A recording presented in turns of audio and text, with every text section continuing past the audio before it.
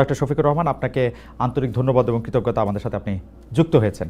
আমাদের সাথে আরও থাকছেন মির্জা ফখরুল ইসলাম আলমগীর, যাকে আমরা একজন পরিচ্ছন্ন রাজনীতিবিদ হিসেবে জানি।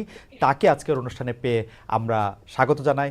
আপনাকে আন্তরিক কৃতজ্ঞতা জানাই যেন মির্জা ফখরুল ইসলাম আলমগীর আপনি আমাদেরকে সময় দিয়েছেন এবং আমাদের সাথে যুক্ত হয়েছেন। অনেকেই বলে থাকেন যে বাংলাদেশে রাজনীতি করতে হলে ভারতের সাথে একটা বড় সম্পর্ক রেখে রাজনীতি করতে হবে।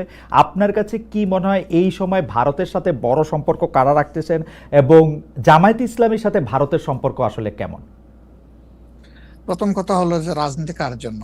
রাজনীতি আমার মাটি এবং মানুষের জন্য। সুতরাং আমার সম্পর্কটা হবে জনগণের সাথে, আমার সম্পর্ক হবে আমার মাটির সাথে। এটা আমার 1 নম্বর প্রায়োরিটি।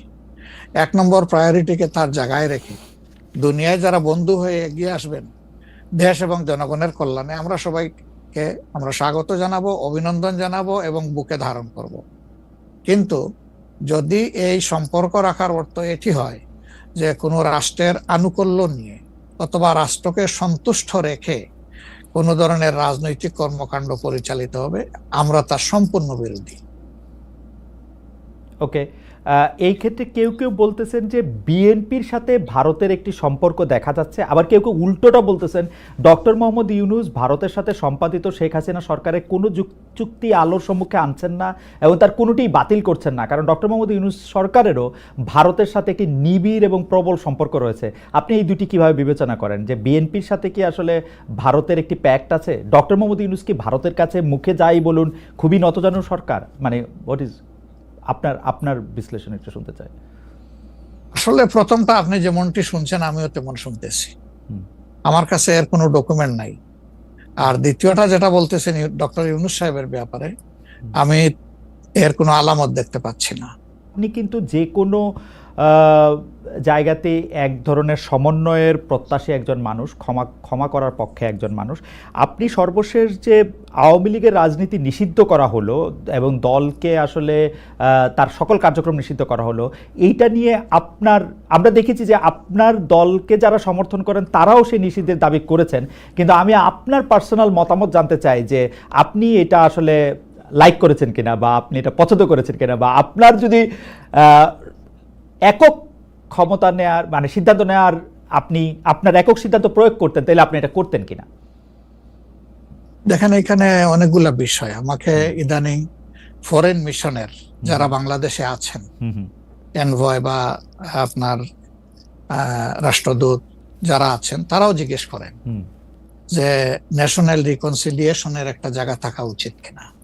আমি বলি অবশ্যই উচিত। তবে বিষয়টা হলো যে আমাদের ওন্ড গুলা একদম তাজা, ট্রমা গুলা এখনো মেন্টাল এবং ফিজিক্যাল ট্রমা এখনো বিদ্যমান। হাসপাতালের বেডে এখনো রয়ে গেছে ইনজিওর্ড পার্সন গুলো। শহীদ পরিবারের অনেকেই তাদের আপনজনের লাশও এখন পায় নাই, লাশের সন্ধান বা কবরের সন্ধানও পায়নি। সো এটা একদম তাজা একটা বিষয়।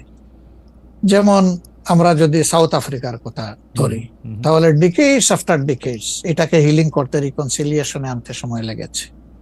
অতএব মিনিমাম একটা সময় দিতে হবে। আওয়ামী লীগের ক্ষেত্রে কি হয়েছে? তাদেরকে নিষিদ্ধ করা হয়নি, তাদের কার্যক্রমের উপরে মানে নিষেধারোপ করা হয়েছে, তারা ফাংশন গুলা করতে পারবে। 15.5 বছর তো তারা সুযোগ পেয়েছিলেন। এই দেশে ফেয়ার ডেমোক্রেসি তারা চাইলে কিন্তু কালচার করতে পারতেন এবং ইতিহাসে স্মরণীয় হয়ে থাকতে পারতেন। কিন্তু আসলে আপনিও তো তাদের অনেক কর্মকাণ্ডের প্রতিবাদ করেছেন অত্যন্ত জোরালো ভাবে। আগের আপনার ঠিকানা থেকে, বর্তমান ঠিকানা থেকে, সব জায়গা থেকে আপনি যেখানে যখন ছিলেন আপনি করেছেন। কেন করলেন? এই জিনিসগুলো অ্যাকসেপ্টেবল ছিল না, এই জন্যই তো করেছেন। তো তারা তো 15.5 বছর মানুষকে তাদের কোনো ডেমোক্রেটিক এবং পলিটিক্যাল রাইট দেয় নাই। জাস্টিস পাওয়ার রাইটটাও তারা স্ন্যাচ করে নিয়েছিল। এই ধরনের সবগুলা রাইটই তো কার্যত তারা কেড়ে নিয়েছিল। আপনি যদি প্রেসের কথা বলেন, এখন তো অ্যাটলিস্ট যখন তখন যাকে তাকে, প্রধান উপদেষ্টাকে একটা কথা বলেছে ঢুকাই দাও, মামলা একটা দিয়ে তাকে সাথে সাথে ঢুকাই দাও, এই কাজ তো এখন হচ্ছে না।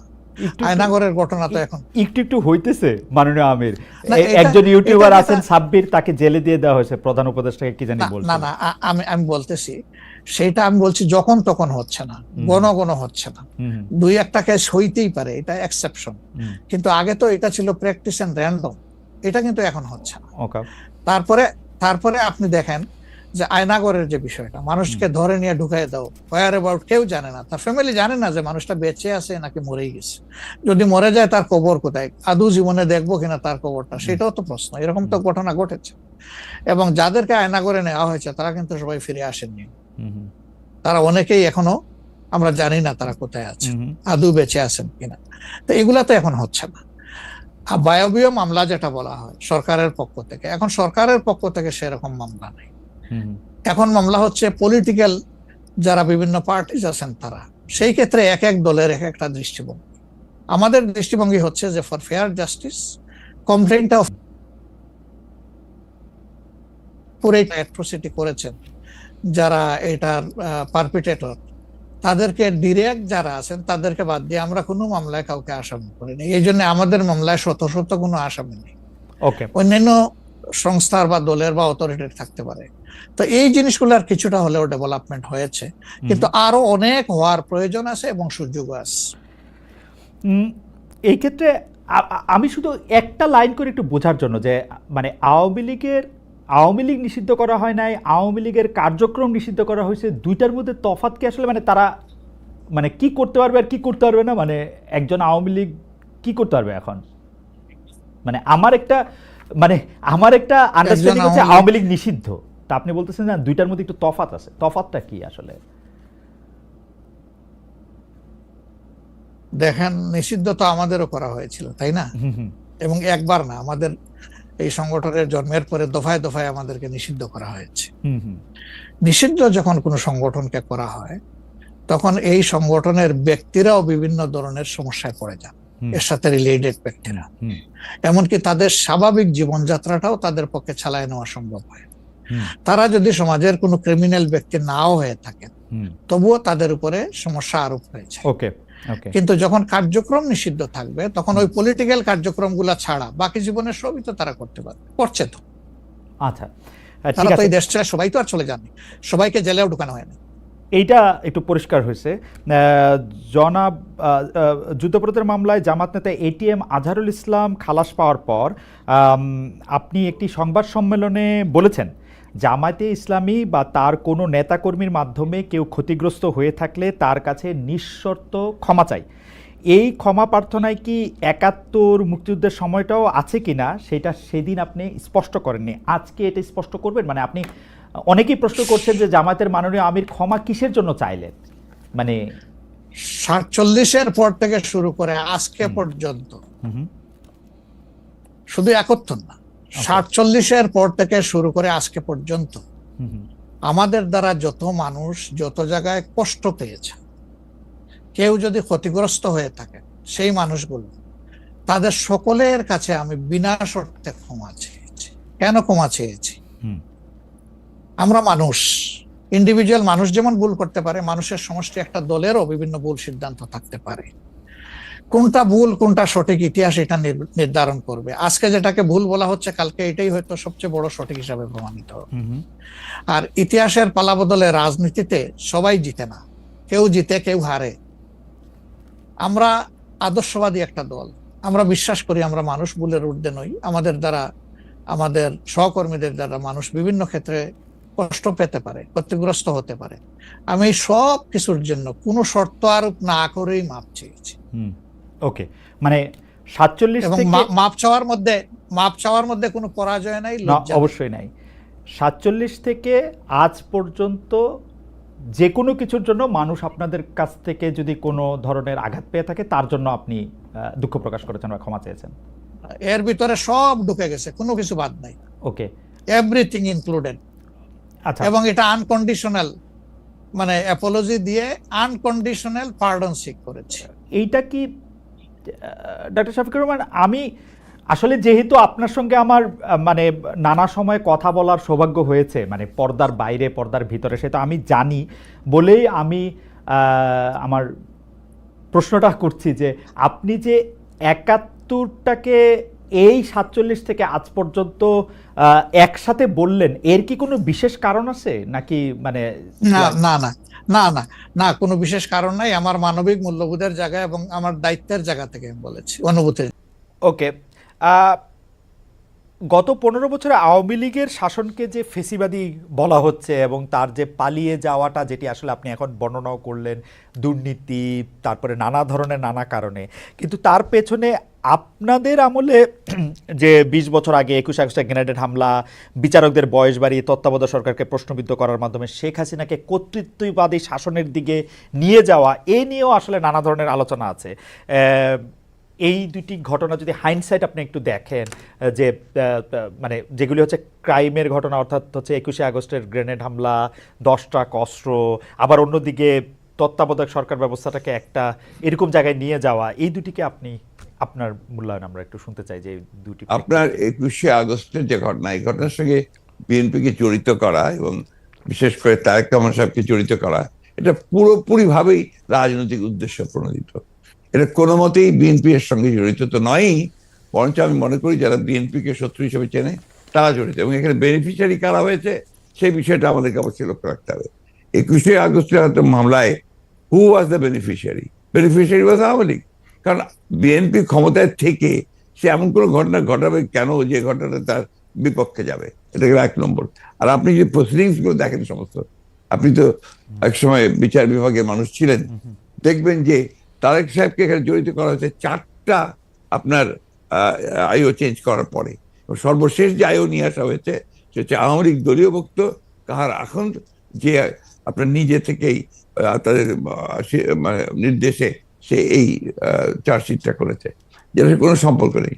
অন্যদিকে যে আপনার মূল আসামি ছিল, ভদ্রলোকের নাম আমি বলে যাচ্ছি, মৌলানা মুফতি মোহাম্মদ, তিনি তাকে দিয়ে 164 দিন তাকে টর্চার করে তাকে দিয়ে একটা আপনার স্টেটমেন্ট করিয়ে নিয়েছিল। পরে দেখা গেছে যে উনি নিজেই সেটাকে আবার ভোগ করেছেন, বলেছেন যে এটা আমার কাছে আমাকে টর্চার করে নেওয়া হয়েছে। এবং দেখেন কিভাবে কি মারাত্মক ঘটনা, কোথায় চলে গিয়েছিল সবকিছু। এবং he was hang before the trial was complete. তো যে প্রধান আসামি তাকে আপনি আগেই অন্য একটা মামলাতে ঝুলিয়ে দিলেন যাতে আসল সত্যটা বেরিয়ে নিয়ে আসে। তো এই কথাগুলো কিন্তু কেউ আপনার ইনভেস্টিগেটিভ জার্নালিজম করে না, যার ফলে এই বিষয়গুলো আসে। আপনারা পলিটিক্যালি জিনিসটাকে নিয়ে চেষ্টা করেন, ওটা দিতে why did you try to go deep into it? আমি বলি, শেষ করি প্লিজ। জি জি জি প্লিজ। ইনভেস্টিগেটিভ জার্নালিজমটা সিরিয়াসলি করেন এবং এটাকে ফাইন্ড আউট করেন যেটা আসলে ব্যাপারটা কি ছিল। সেটা করছেন না, করছেন যে বিএনপি কিন্তু সব করার জন্য করছেন। এটাকে আমি মনে করি এটা এক ধরনের রাজনৈতিক উদ্দেশ্য প্রণোদিত। ওকে ওকে, আমি ইনভেস্টিগেটিভ জার্নালিজমের প্রসঙ্গে মানে আমি আপনাকে মাঝখানে ইন্টারাপ্ট করতে চাইনি, আমি শুধু বলতে চাইছিলাম যে এইটা তো আসলে আমাদেরও সীমাবদ্ধতা থাকে, ইনভেস্টিগেটিভ জার্নালিজম যে আমরা করতে পারি নাই, কিন্তু এই কথাও তো সত্য যে বিএনপির আমলে আমরা একটা 21 আগস্টের গ্রেনেড হামলার পরে আমরা একটা জজ মিয়াকে দেখেছিলাম, যে জজ মিয়া একটা বানানো হতে পারে। আমি ধরে নিচ্ছি সেটা আপনারা মনে করছে যে ভুল, আমিও ভুল ধরে নিচ্ছি, কিন্তু আপনারা তো পারতেন এখানে একটা ইনভেস্টিগেটিভ জার্নালিজম করে আসল সত্যটা উদ্ঘাটন করতে, সেটা তো করেনি। আমি আপনাকে আসল সত্যটা বলছি, সেটা আমি বললাম। আপনি এই জিনিসগুলো তো আপনারা কখনোই তুলে ধরবেন না যে 4 বার তার আইও চেঞ্জ করা হয়েছে, কখনোই তুলে ধরবেন না যে কার আকাঙ্ক্ষা দেওয়া হয়েছে যে আওয়ামী লীগের নমিনেশন চেয়েছিল, অবশ্যই তুলে ধরবেন, কখনোই তুলে ধরবেন না যে মুফতি মাহমুদকে বিচার শেষ হওয়ার আগে থেকে আপনার ফাঁসি দেওয়া হয়েছে।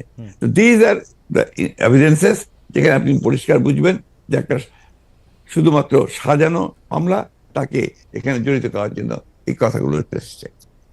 তত্ত্বাবধায়ক সরকার ব্যবস্থা বাতিল করার জন্য বা তত্ত্বাবধায়ক সরকার ব্যবস্থাকে প্রশ্নবিদ্ধ করার জন্য বিচারকদের বয়স বাড়ানো এবং একজন বিচারপতিকেই আসলে তত্ত্বাবধায়ক সরকার ব্যবস্থার প্রধান করার লক্ষ্য নিয়ে সেইটা করার কারণে বিচার মানে এই পুরো বিধানটাই এটা দিস ইজ ইওর ন্যারেটিভ, এটা আমাদের ন্যারেটিভ নয়। আচ্ছা, আমরা মনে করি যে ওই সময় প্রয়োজন ছিল আপনার বয়স বাড়ানোর ব্যাপারটা, ওটা বাড়ানো হয়েছিল। ইট মে নট ওয়ার্ক, সেটা অন্য কথা। একটা জিনিস আপনি আবার ভুলে যাবেন না যে 1/11 আগে চক্রান্তটা একটা হয়েছিল। সে চক্রান্ত হচ্ছে যে আপনাদের সেই 9/11 ঘটেছিল তার আগে। আর এখানে আপনার কিছু পশ্চিমা দেশ একসাথে হয়ে চুইজডে ক্লাব তৈরি করেছিল, একই সঙ্গে ভারতবর্ষ তার সঙ্গে যুক্ত হয়েছিল, এবং তাদের মূল টার্গেটটা ছিল যে জাতীয়তাবাদী শক্তিকে এখান থেকে নির্মূল করা। এবং যেহেতু তারেক রহমান সাহেব জাতীয়তাবাদী শক্তির উঠতি নেতা ছিলেন, হি ওয়াজ দ্য রাইজিং লিডার, সুতরাং তাকে আপনারা মেলাইন করার জন্য, তার ভাবমূর্তি নষ্ট করার জন্য একটা পরিকল্পিতভাবে এই চক্রান্তগুলো করা হয়েছে এবং এই ক্যাম্পেইনটা চালানো হয়েছে, হুইচ ইজ টোটালি পলিটিক্যাল। অন্তর্বর্তীকালীন সরকার আসলেই আমরা আহ, আমরা আমরা আমরা আমরা দেখি যে এইটার সাথে আসলে নানান আশকথা পাশকথা যুক্ত হয়। আপনি যেটিকে আন্তর্জাতিক চক্রান্তের কথা আগের সরকার মানে 2007 সালের সরকার সম্পর্কে বললেন, এবার অন্তর্বর্তীকালীন সরকারের আগমনটাও কি আপনার কাছে একটা চক্রান্তের বিষয় বলে মনে হয়? কারণ আমরা দেখি যে প্রশ্নই উঠতে পারে না, প্রশ্নই উঠতে পারে কারণ না। আমরা দেখেছি যে কারণ জি এবারকার অন্তর্বর্তী সরকারের যে আগমন, এটা একটা জনগণ ছাত্রদের একটা সম্মিলিত আপনার আন্দোলন, একটা আপনার অভ্যুত্থানের ফলে। এখানে আপনি চক্রান্ত দেখছেন কোথায়? আমি এটাকে দেখছি যে এটা একটা বাংলাদেশের জনগণের একটা পুরোপুরিভাবে একটা বিপ্লবের আকাঙ্ক্ষা থেকে এটা এসেছে, এবং সেখান থেকে এসেছে যে they want to get rid of this fascist government, Hasina government, the murderer. তার বিরুদ্ধে আজকে আপনার জনগণ ফুঁসে ওঠে। আপনি চিন্তা করে দেখেন, আপনি তো দেশে ছিলেন না, সেই সময় যদি দেশে থাকতেন তাহলে দেখতেন শিশু, নারী, বৃদ্ধ কেউ ঘরে ছিল না, সব বেরিয়ে পড়েছিল। কারণ এই ফ্যাসিস্ট আমেরিকার হাতে প্রায় শত শত হাজার হাজার ছেলে মেয়েরা নিহত হয়েছে, হত্যা করেছে। না, দেশে না থাকলেও আমি আসলে এই খবরগুলি সবসময় দেখছিলাম আমার নিজস্ব সোর্স থেকে। আমাদের লোকজন এখন তো আমি মনে করি যে আমাদের সকলের উচিত, যারা আমরা দেশকে ভালোবাসি, গণতন্ত্রে বিশ্বাস করি, আমাদের এই বিষয়গুলোকে হাইলাইট করা। আমরা ফ্যাসিস্টদের যে বয়ান, যে বক্তব্য, সেই বক্তব্য যেন ফিরে না যায়। না, অবশ্যই আপনি যে প্রশ্নগুলো আনলেন, এর সবই হচ্ছে আপনার ফ্যাসিস্টদের বক্তব্য। ওকে, আমি ওই সময়কার কথায় আমি আপনার কথায় একমত যে এই বয়ানগুলি আওয়ামী লীগ আসলে গত 15 বছর ধরে বিভিন্নভাবে বিভিন্ন মাধ্যমে এটি দিতে চেষ্টা করেছে। আমরাও আপনার মাধ্যমেই বা বিএনপির শীর্ষ নেতৃবৃন্দের মাধ্যমে সেটি আসলে আপনাদের অবস্থান জানতে চেয়েছি। আপনারা কনসিস্টেন্টলি আপনাদের অবস্থান জানিয়েছেন। আমি এই সময়কার কথায় আসি। এইবারের যেটিকে আপনি জনগণ এবং ছাত্রদের আন্দোলন আপনি বলছেন, যে আপনার কাছে কি মনে হয় না যে এই আন্দোলনটি বিএনপির নেতৃত্বে হলে, বা বিএনপি যত বছর ধরে এই আন্দোলনটি করতেছিল সে বিএনপির নেতৃত্বে যদি আন্দোলনটি সফলতা পেত, তাহলে আসলে এই যে সরকার এবং সরকারের মধ্যে যে বিভিন্ন দুর্বলতার কথা আমরা শুনছি নানাভাবে, সেটি হতো না? আবার অন্যভাবে প্রশ্ন করলে, যে এই আন্দোলনটিতে যে বিএনপি নেতৃত্ব দিয়ে সফল হতে পারল না, সেইটাকে আপনি কিভাবে মূল্যায়ন করেন? দুটো জিনিস। একটা হচ্ছে যে এখানে আপনার বিএনপি নেতৃত্বে হলে অনেক ভালো হতো, বিএনপির নেতৃত্বে হয়নি এ কথাটা বলছেন কেন? বিএনপি তো এর মধ্যে শেষ দিন পর্যন্ত, শেষ মুহূর্ত পর্যন্ত ছিল এই আন্দোলনে। এই ছাত্র জনতার আন্দোলন শুরু হয়েছে 2 মাস হলো, তার আগে তো আমরা মাঠে, এবং আমরাই আপনার মরেছি, আমরা জেলে গেছি, আমাদের 60 লক্ষ লোকের বিরুদ্ধে মামলা হয়েছে, আমাদের 700-এর উপরে মানুষ আপনার গুম হয়ে গেছে, ইলিয়াস আলী সহ। এইটা তো আমরা, আমাদের 15 বছর ধরে এটা চলছে, এবং অকথ্য অত্যাচার নির্যাতন আমাদেরকে সহ্য করতে হয়েছে। এবং ছাত্ররা যখন এসছে, তখন আপনার তারা যে প্রথমে কোটা আন্দোলন, তারপরে সেই হত্যা, পরে সাথে সাথে তারা আপনার এক দফা আন্দোলনে গেছে। We have given total support to them. আপনি সেই সময়কার পত্রিকাগুলো দেখুন, আমার বক্তব্যগুলো দেখুন। আমি প্রতিদিন সেই সময় আপনার প্রেস কনফারেন্স করেছি ওই কয়েকটা দিন, এবং ওই দিন সম্পূর্ণ আমি ছিলাম। আমরা এখানে বিভক্তি আনতে চাই না। আমরা এখানে মনে করি, এটা বিভক্তি না। আমি আমার বক্তব্যটা শেষ করে ফেলি ভাইয়া। জি জি, প্লিজ প্লিজ। এটা হচ্ছে যে এই বিষয়টাকে আমরা এক করে দেখতে চাই। এখন যে কোনো ধরনের একটা মিসআন্ডারস্ট্যান্ডিং তৈরি হওয়া, বা একটা ভুল বুঝবুঝি হওয়া, সমঝোতার অভাব হওয়া, এটা কিন্তু দেশের জন্য এই মুহূর্তে এতটুকু মঙ্গলজনক হবে না। না, এটা আমি আপনার সাথে দ্বিমত পোষণ করছি না, কিন্তু আপনি বলছেন যে আপনি আসলে সাপোর্ট দিয়েছিলেন। আপনার সেই ব্যাপারে কোনো সন্দেহ নেই। আমরা প্রতিদিন আপনার বক্তব্য আমরা মিডিয়ায় দেখেছি, সরাসরি দেখেছি, বক্তব্য দেখেছি। আমার প্রশ্ন, আপনারা তো সাপোর্ট দিয়েছিলেন, কিন্তু লিডারশিপটা ছিল যে আসলে ছাত্রদের হাতেই, তাই তো? মানে এটা এই জায়গাটাতে আপনি যাচ্ছেন কেন? আমরা তো লিডারশিপ, এখানকার লিডারশিপটা আমরা ক্লেম করিনি। আমরা কি ক্লেম করেছি যে আমরা শেষ মুহূর্তের লিডারশিপটা আমরা দিয়েছি, একটা ক্লেম করেছি, করিনি তো? ওটা যাচ্ছেন কেন? আমরা বলছি যে ছাত্ররা শেষ মুহূর্তে, যে আমি তো আমার বক্তব্য বলেছি যে গোল আমরা তৈরি করে দিয়েছি, কিকটা করেছে ছাত্ররা। ওকে, আমি সেটা বারবার বলেছি যে এটা মাঠের মধ্যে বল তৈরি করে দিয়ে গোলের সামনে নিয়ে এসেছি আমরা, তারা কিক করেছে।